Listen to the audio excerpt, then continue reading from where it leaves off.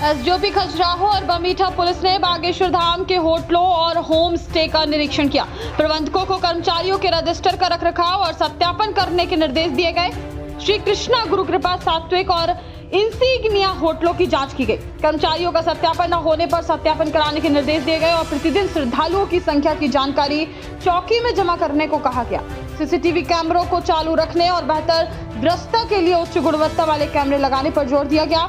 Hotel संचालकों को श्रद्धालुओं की पूरी जानकारी रजिस्टर में दर्ज करने और पुलिस चौकी को सूचित करने का निर्देश दिया गया, अन्यथा कानूनी कार्रवाई की चेतावनी दी गई। निरीक्षण के दौरान एसडीओपी खजुराहो मनमोहन सिंह बघेल, थाना प्रभारी बमीठा आशुतोष श्रोत्रिय, धाम समिति सदस्य निशु नायक और एसआई सिद्धार्थ शर्मा, चौकी बागेश्वर धाम पुलिस उपस्थित रहे। आज बागेश्वर धाम में पुनः एक बार पुलिस अधीक्षक महोदय के निर्देशानुसार संबंधित जो होटल ढाबे हैं इनकी चेकिंग की गई।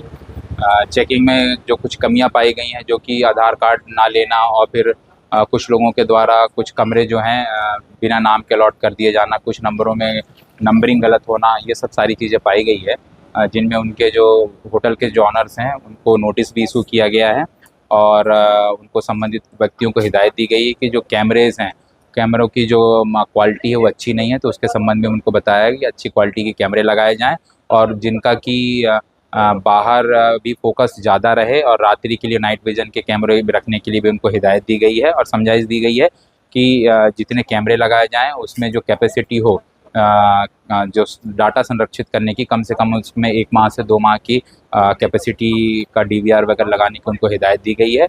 और जो कुछ कमियां पाई गई हैं उनके संबंध में सभी जो होटल संचालक हैं और फिर जो ढाबे के ऑनर हैं उनको नोटिस जारी किए गए हैं और संबंधित उनके यहाँ जो कर्मचारी जो काम कर रहे हैं उनके संबंध में भी बताया गया है कि उनके वेरिफिकेशंस करा लें थाना स्तर पे। अगर जिनके नहीं हैं उनको एक वार्निंग दी गई है और फिर तत्काल उनको वेरिफिकेशन कराने के निर्देश जारी किए गए हैं।